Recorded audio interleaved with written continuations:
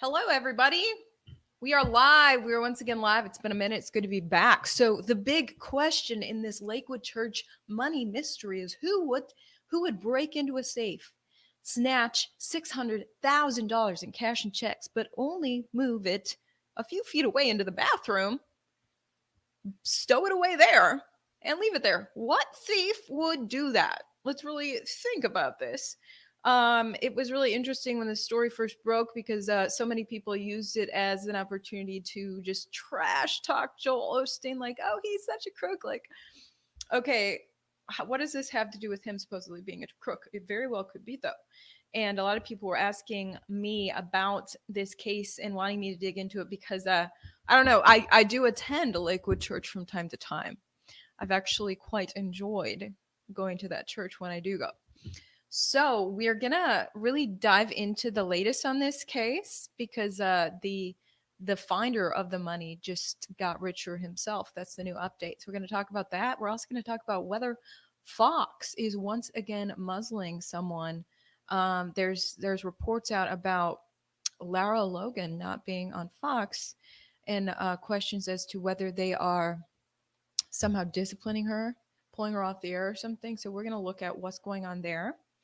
And it was supposedly in regards to some things she had to say about Anthony Fauci. So we're going to talk about that. And we're also going to touch on the Ghislaine Maxwell case as the trial continues. And you guys have been asking me what's going on with that. So we're gonna talk about it a little bit. But before we get to that, shout out to the wonderful sponsor of my coverage, Glow with Ivory. A new study is highlighting some important facts about our wrinkles. In this study, women were asked how their mood would change if they looked younger. 31% of those women said that they would feel more confident, while 15% they would feel more like themselves. 11% said they'd feel more relaxed, while 9% said they'd just be happier. Our confidence is directly tied to our appearance. Unfortunately, wrinkles and sagging skin can hold us back from reaching the true happiness we deserve. This is why I highly recommend Glow with Ivory. I couldn't believe how effective this rejuvenating serum really was when I first started using it. Within no time, my skin was feeling smoother and firmer. It's the only anti-aging serum that really works. So if you, we've got background noise. This is one of those videos that starts on its own. So the bottom line is we've got a discount for you with Glow with Ivory over the holidays. If you want to help restore your youthful glow, you'll love Glow with Ivory. Get 38% off for the next 24 hours by going to the link in description, glowwithivory.com. Click that link. It'll support my independent journalism and be good for your skin. So what you heard there was a little clip of what I'm going to be showing you. I got some things queued up for you here in regards to this money that was found at Lakewood. The plumber found it. Here we go. Here's the update. Plumber who discovered money in wall of Joel Osteen's Lakewood church gets $20,000 reward. So the really interesting thing here is that he actually made this discovery November 10th, nearly a month ago. He made this discovery, and then when you find that kind of cash, you could silently put it in your pocket and take off like, oh, it was just another good day of plumbing. Tore up the wall at Lakewood and the bathroom works again. And that's it. He could have done that. But instead, he apparently called police and Lakewood and said, I found a ton of money. Apparently back in 2014, the article goes to say $600,000 worth of cash and checks were stolen from a safe at Lakewood Church. It was about $200,000 of cash and the rest was checks. And what was found behind this wall is indicative that it was indeed the same money that was stolen. I guess some of the checks dated back to 2014. So that's probably offering money from the attendees at Lakewood. They have They have thousands of attendees there. I'm one of them. I mean, I don't go that often, but I went like a week or two ago for the first time since April. I've been bad at going to church, but when I do, I like to go to Lakewood. It's good vibes there. It's good vibe. And Joel Osteen gets all this hate from Christians, like, oh, he never cites the Bible. Really? Do you guys even go to his church? He literally like quotes the Bible every single Sunday. So I don't know what people are talking about. But anyway, people hate on him because he's so successful, which is really an interesting commentary on the state of our culture. That success garners hate. Joel Osteen has people flocking to his church and just pouring money into him. It's not like he's taxing these attendees. They don't have to give him money. They want to give Joel Osteen money. And so his church continues to prosper, and he got a lot of hate over Hurricane Harvey. He's like, oh, you didn't open up your church as a shelter. No, but what he did do is pour hundreds of thousands of dollars into the hurricane recovery. And that doesn't get any coverage. The fact that Joel Osteen's church actually poured money, tons of money, into helping the victims of Hurricane Harvey, but because he didn't open up the church as a shelter, he gets hate. Anyway, people love to hate on this guy, and I don't know if this is like a crooked action from Joel Osteen and Lakewood Church, but it's a really sketchy case because, again, like what thief would snatch $600,000 from a safe and then move it a few feet away to the bathroom and stash it in there? A real thief would take that money and run. So that tells me that it seems like it's the church itself moving the money to a secret space and making an insurance claim. It appears, I don't know, it feels like insurance fraud to me. So the news reporting says that they did file, the church back in 2014 when the theft happened, they filed an insurance claim. And now that the money's been found, they've had to return the money the insurance claim that they did file. They've had to refund that.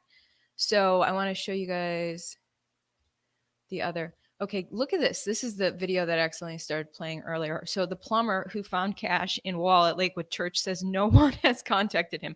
So here's the deal. He makes this giant discovery.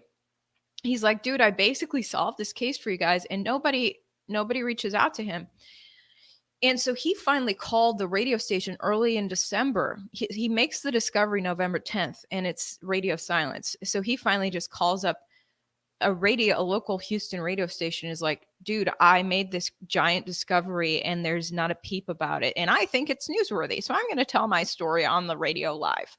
And that's how this story broke, is this plumber literally called in to the radio line, and then police confirmed, yeah, this is an active case. And apparently police and the church just wanted to keep it hush hush. I mean, because from the looks of things, it honestly feels like insurance fraud, that you would move money from a safe to a bathroom wall and say that you had lost the money, and then you get an insurance claim. But like, why the bathroom wall? You could have like taken it out of the church and spent it somewhere and said it was stolen, but they just moved it to a bathroom wall. I don't know. It's just a strange case. What's your take on it all, you guys? You're saying Joel Osteen has a nice house in River Oaks. I'm sure he does very well for himself, but here's the thing. He also has a lot of successful books, a podcast. Podcasts can make a lot of money when they're successful, and his is. And he's got these bestseller books. Joel Osteen makes bank as an entrepreneur himself outside of the church. On top of that, he has thousands of attendees in person and thousands more who watch on TV. I remember when I first moved to Houston from Minneapolis, I was dating this Minnesota guy, and I was like, yeah, I moved to Houston. I live really close to Lakewood Church now. And he was like, no joke, my mom watches, like his mom in Minnesota watches Joel Osteen on TV. Every Sunday they just they literally like stream it out to everyone. He just does his regular service in Houston, and then people across the nation watch it. But like, how does that make Joel Osteen a crook and a fraud? Because he's very successful? Like, tell me why, you guys. I want to know why uh, putting out a message that resonates with people, and having people flock to you and want to donate to you, and then want to buy your book, and then want to listen to your podcast, makes you a crook and a bad guy. I still don't understand why Joel Osteen is a bad guy. His message is incredibly motivating on the Sundays that I have attended. It's just such high vibes in that church. That church is alive. People are motivated, happy, full of life.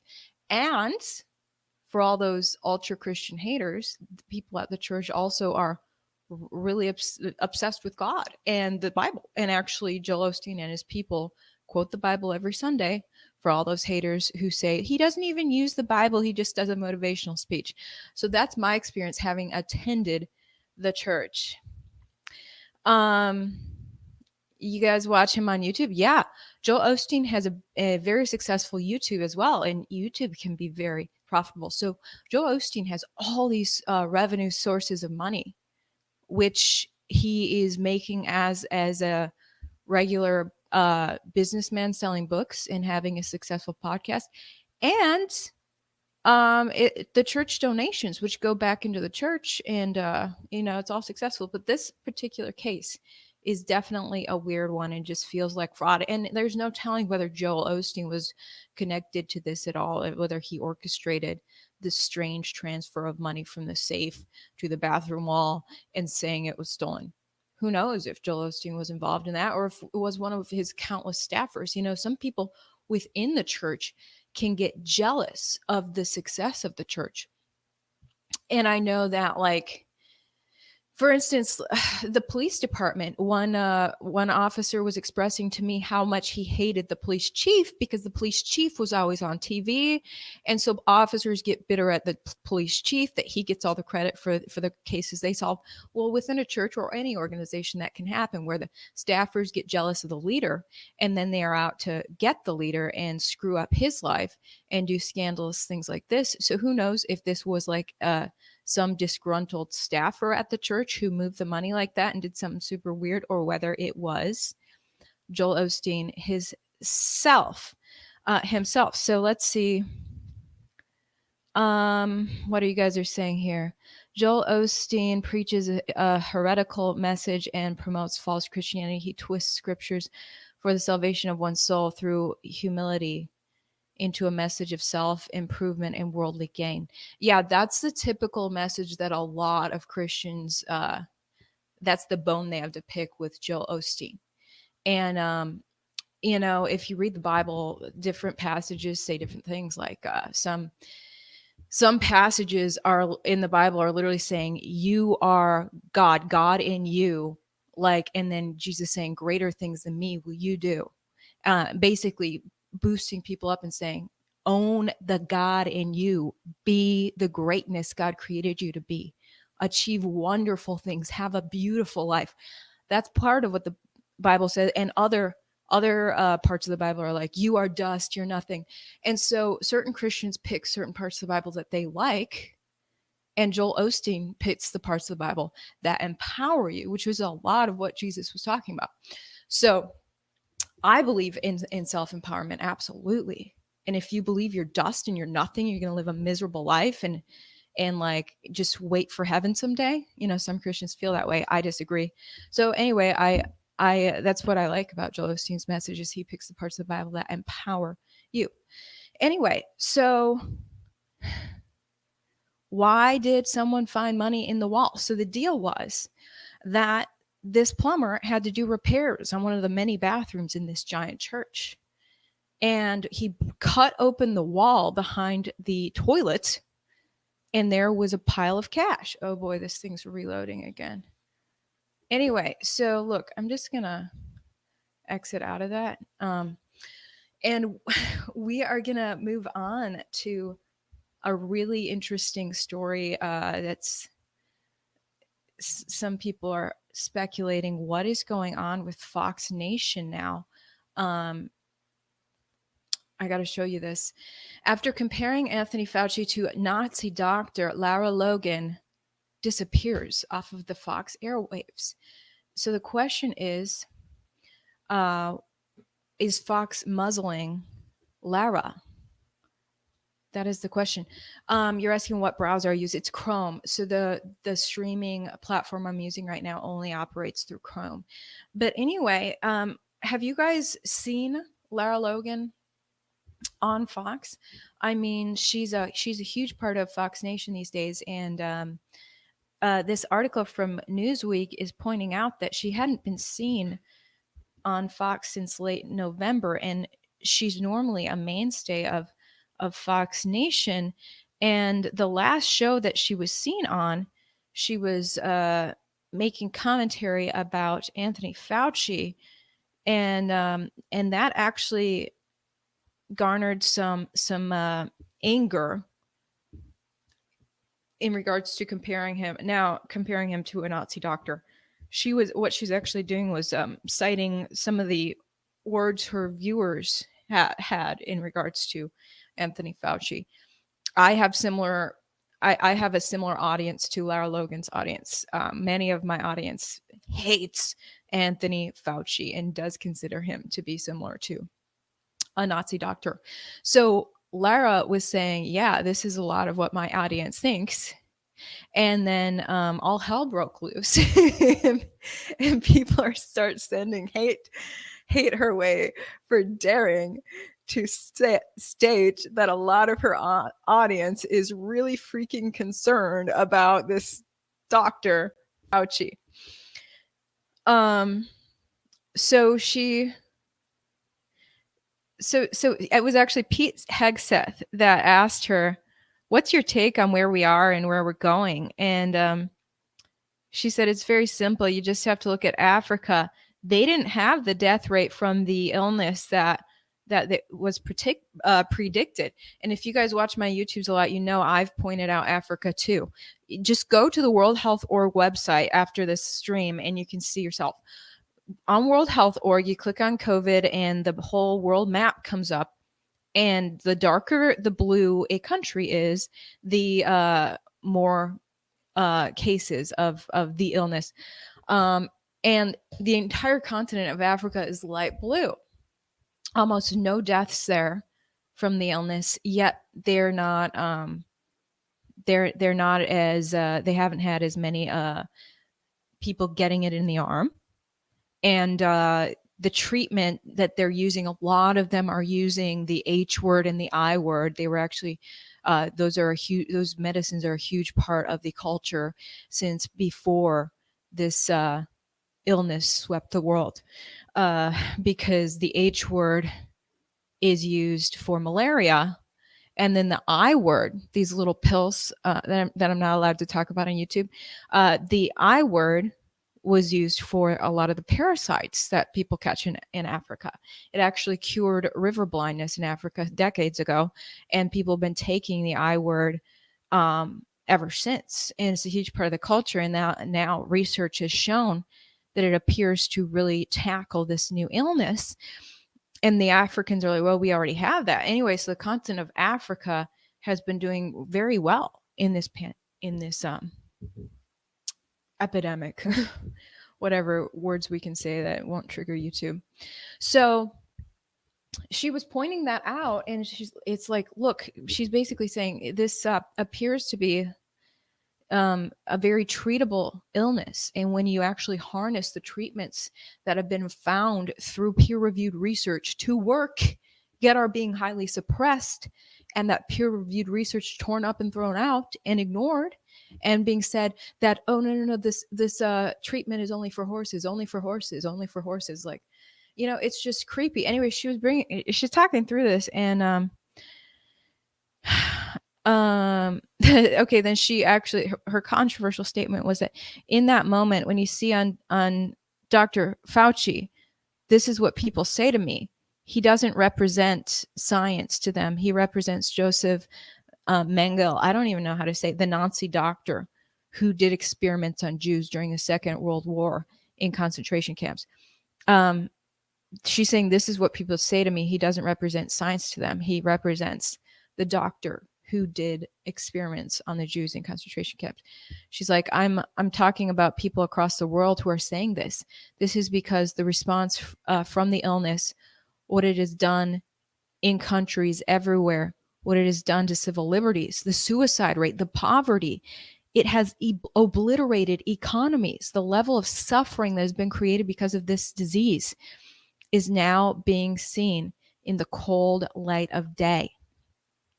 So, yeah, basically, our whole world has been ripped apart over the course of nearly 2 years now. And all for the cause of supposedly fighting this new illness. And she's pointing this out and saying, and the policies that have ripped our world apart and led to an incredible suicide rate, an incredible joblessness rate, and the policies that have stripped away people's choice as to what goes in their body, and the policies that have suppressed treatments that actually work are being run by Mr. Fauci, Dr. Fauci. And anyway, she was pointing this out and saying how a lot of the people consider him to be more similar to that Nazi guy. And then all hell broke loose. And actually, the Auschwitz Memorial Twitter page with 1.1 million followers, Newsweek is saying, seemingly addressed Logan's comments in a tweet. They wrote, quote, exploiting the tragedy of people who became victims of criminal pseudo-medical experiments in Auschwitz in a debate about the needle, the epidemic, and people who fight for saving lives is shameful. It is disrespectful to victims and a sad symptom of moral and intellectual decline. That's what they tweeted. So Auschwitz Memorial is up in arms that you would dare to say that Fauci is similar to the Nazi guy. Anyway, and so then Newsweek reached out to Fox. I guess they were like, hey, Fox, are you going to discipline her or something? And this is what happens. Like in my case last year, when I simply interviewed a doctor and didn't edit out his controversial statements, all hell breaks loose. Gossip starts about me. And then the gossip people reach out to Fox and say, are you punishing Ivory? What are you doing? How dare she allow this doctor to say these things? And then it's Fox feels the pressure, like, oh my gosh, there's gossip about one of our on-air talent. There's pressure for us to discipline them. We might lose advertisers if we don't discipline them. So let's discipline them. Anyway, so initially what Fox did to me is they pulled me off the air I'm sorry, did they pull me off? No. I actually had a scheduled vacation the very next day, so it worked for them. But not off the air, but they pulled me off of social media. They said you can't even like tweet anything, and you're not allowed to comment. That they actually said anything you've posted that was considered controversial and that was gossiped about, you must not delete. Fox said, because if you delete it, it raises like, oh my gosh, she deleted her controversial tweet, and then there's more reason to gossip. So Fox just trying to shut down the gossip. And so it's basically like, okay, you're in a social media blackout, but don't let anyone know it's a blackout. Once you come out of your blackout, just say, oh, I was spending time with family or something. Like Fox does everything to try to suppress any controversy. Obviously, as a corporation, all corporations try to do that, but it's just creepy. It's like, dude, Lara was actually citing what a lot of people think. She's actually speaking what is truth, that a lot of people think this about Dr. Fauci. And so to ignore that and pretend like that's not true is wrong. Like, let's address the fact that a lot of people feel that way. But the mainstream media doesn't want to acknowledge those people or acknowledge that anything could possibly be wrong with Dr. Fauci. And there's a lot of pressure for Fox to join in with that line of thinking. And Yeah, and right here, yeah, I'm looking at your comments. Conservatives are being censored. That's the thing. Any right wing sort of thought, which a lot of conservatives feel that way about Dr. Fauci, and then leftists feel that he is just the most wonderful scientist on the planet, which is just groupthink. You know, it's all just groupthink. Lara's just a journalist. I'm just a journalist, and then we look at right wing groupthink and left wing groupthink, and as journalists, we notice that the right wing swath of the audience any of their feelings are being absolutely suppressed. Like, oh, you don't like Dr. Fauci, then you don't exist to us. You know, instead of addressing this, no, let's hit this head on. A huge swath of Americans are really freaking concerned about this guy. He creeps them out.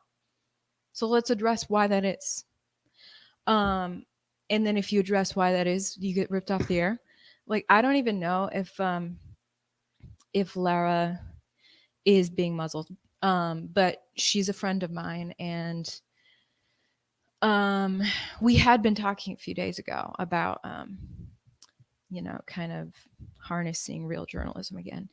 And so hopefully all is well with her, and hopefully Fox leaves her the heck alone. But I think she's kind of like me, where it's like, you can't mess with me, dude.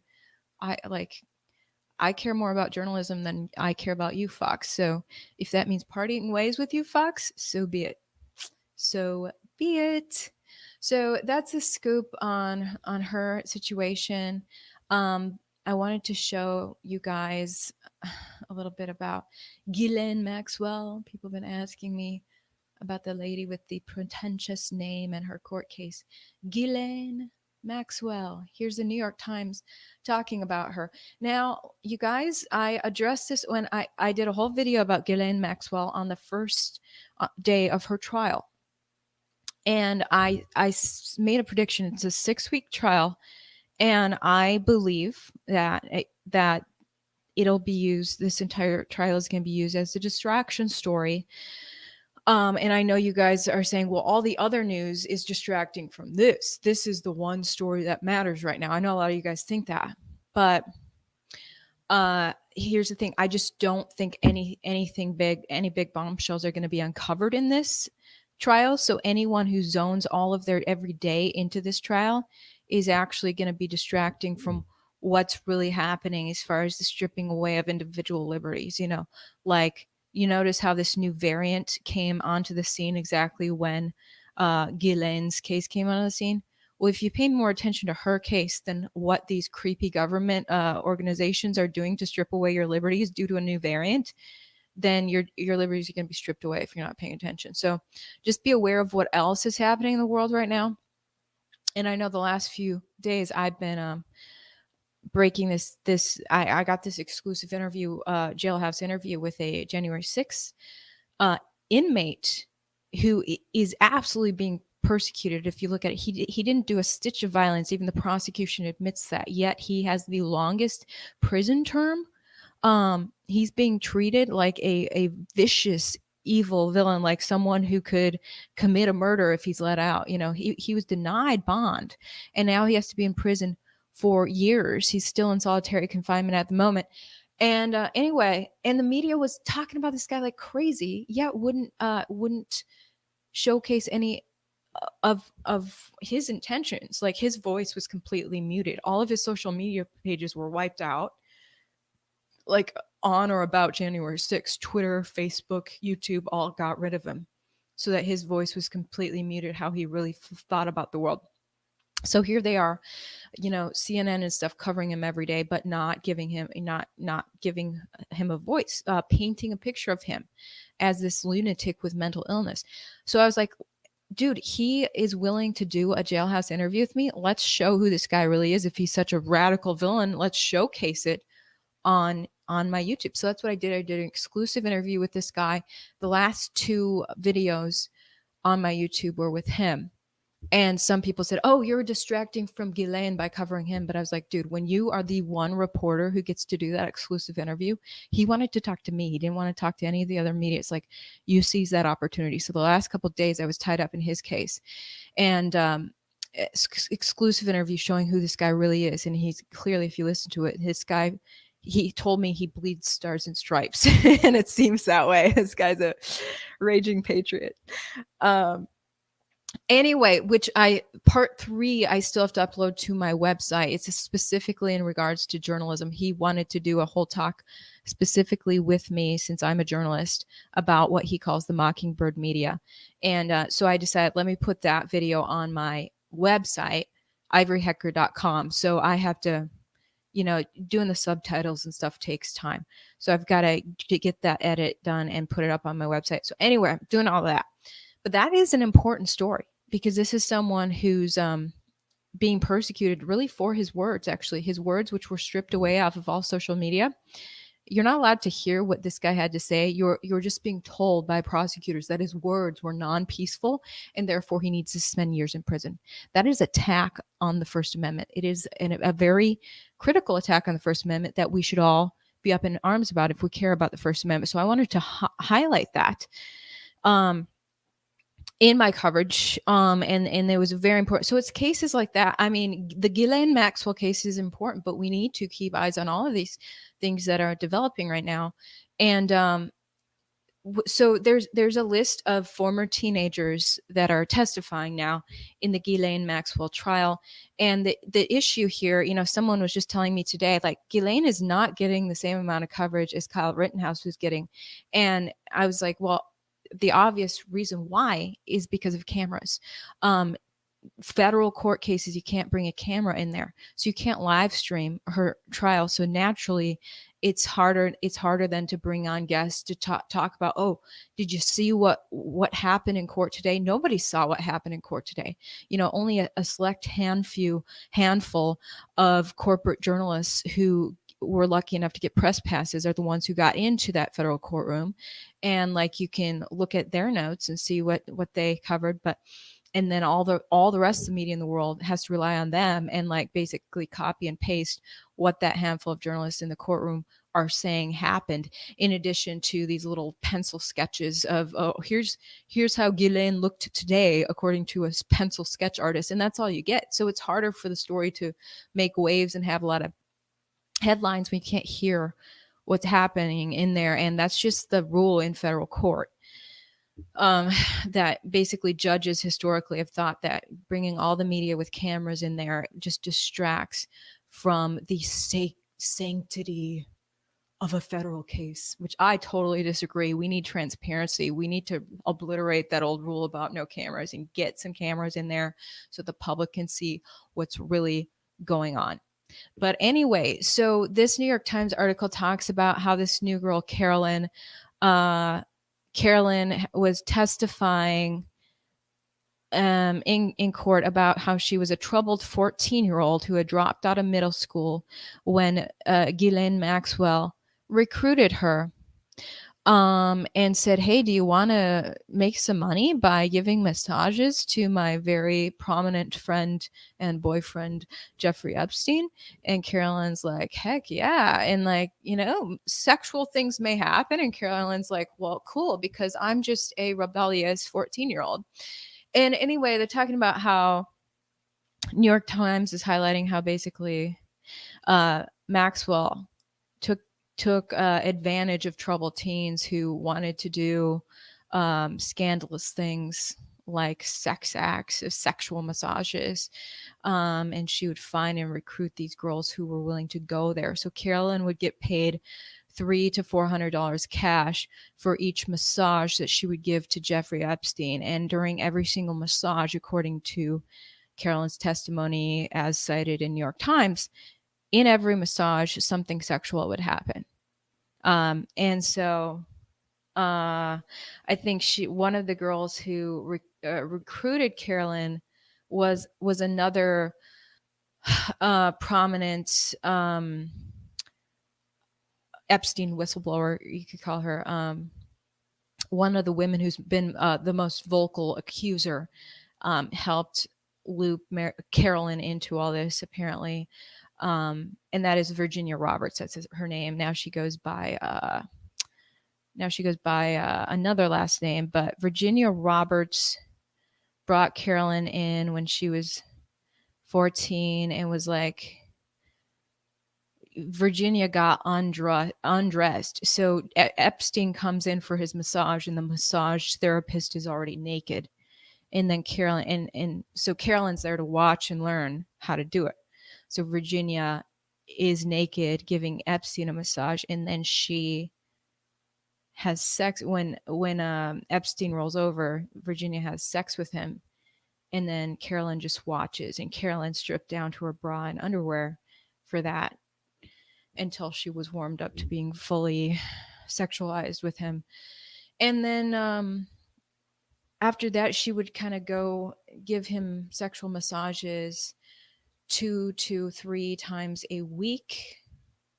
And some of the other young women who have, I don't know how young they are now because this was years ago, but they, some of the other women testified as well with similar stories. One of them was like a 17-year-old girl who I think met Maxwell in London, where the age of consent is 17. So there's debate on whether she should even testify, but I guess she did end up testifying. And I was looking at this other report.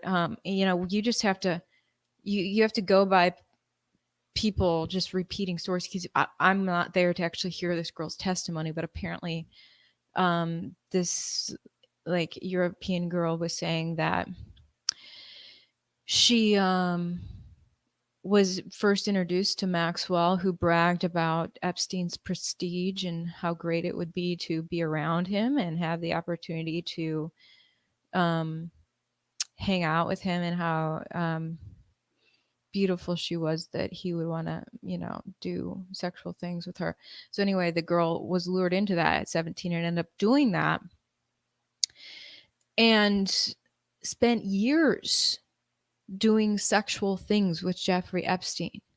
So if she met Maxwell at 17 and then spent years doing it, you're not a victim. If I'm just saying, like, I'm all about protecting genuine victims, but you're choosing to go back to that guy every single week. And some of these accusers are making the claim that, look, they were threatening me. Like, I had to go back to them because if I didn't go back to them, something very bad would happen to me. You know what? I'm just going to compare. I know it's not the same comparison, but my situation with Fox, there was a huge threat. If I were to call out Fox's corruption, what would happen to me? That I would get fired and or sued. A lawsuit? Well, you know what? Screw it. I was fully prepared to lose my entire home to call out Fox. I still wanted to do that, and I still went through with doing it. And that is why a lot of journalists don't have that courage, and they stay within the corrupt news corporation and keep pumping out propaganda that they disagree with as the mouthpiece of a corrupt corporation, because they don't have the balls to call out corruption. But that doesn't make them a victim of the news corporation. You cannot sit there and call yourself a victim of a corrupt news corporation if you willingly complied with the corporation and got paid by the corporation to do propaganda. You're not a victim of the corporation. And if you continue to go back to Jeffrey Epstein as an adult for years as an adult, and he paid you for sex, and you went back to him the following week and got paid again for sex, as an adult, how are you a victim? But he threatened me. Okay, well, Fox threatened me too, and I broke away from them. That's just how I feel. That's how I feel, and a lot of people are going to hate me for that. But, and look, genuine victims who are literally like enslaved, imprisoned, all their liberties stripped away, like being held in a dungeon for sex, or people who are actually kids. Like, yeah, if you're abusing a 14-year-old, that's a different story. But when you're an adult getting paid, getting paid weekly for sex with this guy over the course of years, you're not a victim at that point. People need to own their role in certain situations, and that doesn't make Jeffrey Epstein a good guy whatsoever. He sounds like a horrible creep, but you're participating in his creepiness at that point. Now, I know there's a lot of rumors out there that he's really involved in much darker things, like some people who are like serious slaves, and very, very young children, and people who have lost their lives through this sort of sex slavery. And as far as I can tell, those are just rumors right now. I don't have evidence of that. And I think, I don't know, some people are maybe hoping that some of that will come out in this case. I don't see that happening. The indictment is listing just a handful of girls. Now, a victim's representative says that Epstein has abused over 100 women, if not more, And so this particular trial with Ghislaine Maxwell is only highlighting a handful of, I think, just 4 accusers. So we're not gonna. I just don't see us hearing these bombshells about something worse. I know a lot of people are hoping to hear who else Ghislaine roped into this sex ring, but we'll see. Maybe I'll be proven wrong, and we'll really find out something. But yeah, I'm looking at your comments here. James Comey's daughter is the lead prosecutor. We'll never see that evidence. Yeah, so that's the feeling here. And that's why, a lot of people are like, Ivory, are you distracting from Ghislaine? Why aren't you covering Ghislaine every day? Well, because I think if I spent all my time covering Ghislaine every day, I'd be distracting from some other really, really important stories that are happening.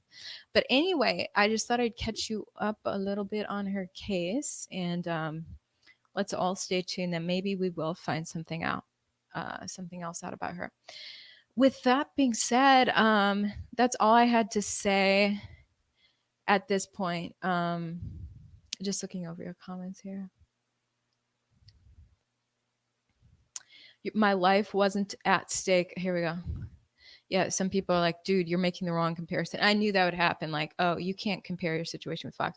But honestly, I will say that after I called out Fox live on air, rumors started about me being suicided. Like my mom was like laughing at memes that Hillary had sent her assassins after me. And then my mom's like, why am I laughing? I shouldn't be laughing. And then there was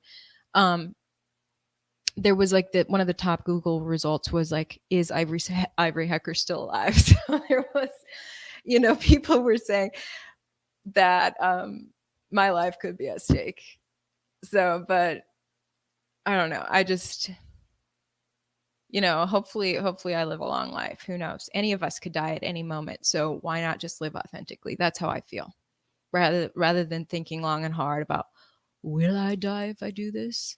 Just do the right thing. Just do the right thing. And people are always going to send you death threats. I've had death threats.